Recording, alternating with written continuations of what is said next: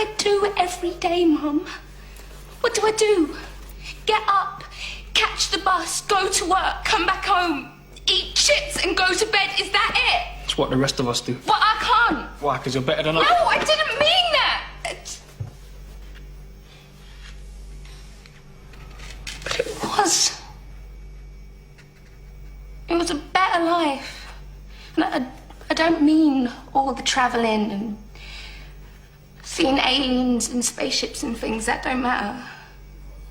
The doctor showed me a better way of living your life. You know he showed you too. That you don't just give up. You don't just let things happen. You make a stand. You say no. You have the guts to do what's right when everyone else just runs away. This is today's flat Earth.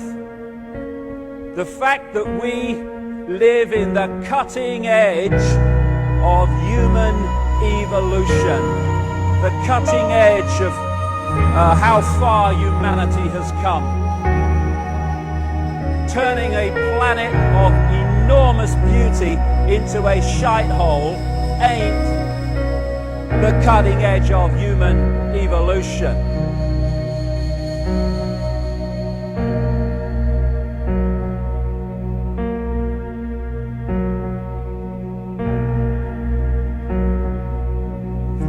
As Michael Elner said, just look at us.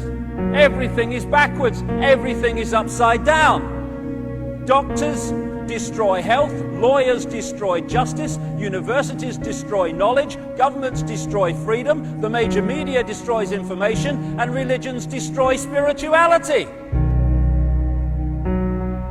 I think there's more to know here. Isn't that weird? We always kill the guys who try and help us. Isn't that strange? We let the little demons run amok. Always.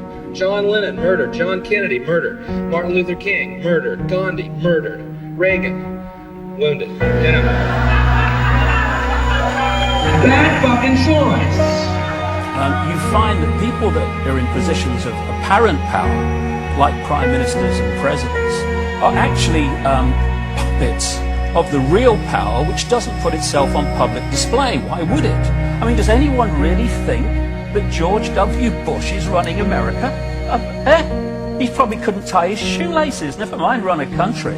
I have this feeling, man, because you know there's a handful of people actually run everything. That's true. It's provable. It's not I'm not a conspiracy nut. It's provable. Handful, very small elite run and own these corporations, which include the mainstream media. I have this feeling who's ever elected president, like Clinton was, no matter what your promises you promise on the campaign trail, blah, blah, blah, when you win, you go into this smoky room with the 12 industrialist, capitalist scumfucks who got you in there, and you're in this smoky room, and this little film screen comes down, and a big guy in a cigar, roll the film. And it's a shot of a Kennedy assassination from an angle you've never seen before. It looks suspiciously off the grassy knoll. And then the screen goes up and the lights come up and they go to the new president. Any questions? Just what my agenda is. First we bomb Baghdad. You got it. What I am is frustrated at watching Orwell's 1984 unfold in front of our eyes by the day, while people focus on who shot Phil Mitchell. That is frustrating, because my children and your children, thank you, are going to have to live, indeed, in the timescale, so are we, because we're living in it now, when the most basics of freedoms are being taken away. The average man and woman is in a trance. They get home from work, they don't even talk to their children. They turn the television on, and they let those corporate messages set the agenda in their lives. All you ever hear about in this country is our differences. That's all the media and the politicians are ever talking about, the things that separate us, things that make us different from one another. That's the way the ruling class operates in any society. They try to divide the rest of the people. They keep the lower and the middle classes fighting with each other so that they, the rich, can run off with all the fucking money. Fairly simple thing, happens to work. You know, anything different, that's what they're going to talk about. Race, religion, ethnic and national background, jobs, income, education, social status, sexuality, anything you can do, keep us fighting with each other so that they can keep going to the bank. Divide and conquer is the motto. And as long as people continue to see themselves as separate from everything else, they lend themselves to being completely enslaved. We've all seen vast herds or flocks of sheep controlled by a sheepdog and an authority figure called a shepherd. You imagine if just a significant number, not even half, of those sheep said, we're not going to succumb to fear of the sheepdog, and we are going to go our own way. And those sheep start going in their own way, they start expressing their uniqueness, and they stop acquiescing with the authority figure and succumbing to fear. Where's the power of the shepherd now? Where's the power of the sheepdog now? They have no power except in acquiescence by the mass of the sheep to the perceived power that they have. We need to start seeing humanity in these terms very, very quickly. I've seen these ants do great things. And year after year, they somehow manage to pick food for themselves and you. So who is the weaker species? Ants don't serve grasshoppers. It's you who need us.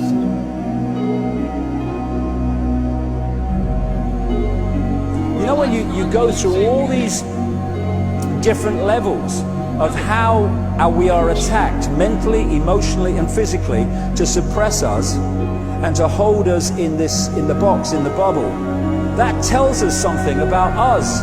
What people don't realize. Oh, it's negative. No, it's not negative. It's extremely positive if you want to use those terms, because it's telling us who we really are. The level of suppression on multi-levels, in multi-ways, that they've had to go to and continue to go to hold us in servitude, shows the potential of genius and magnificence that we really are. And that's our natural state. This is the difference between the power of our Creator and anything else, particularly evil. That you can go into a pitch black room full of evil, full of darkness, and light a little candle, and instantly that darkness flees. But you can't do the opposite.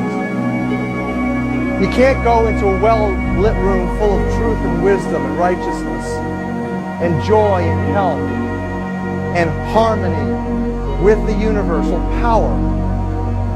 You can't take any amount of darkness and go into that well-lit room and have any effect whatsoever.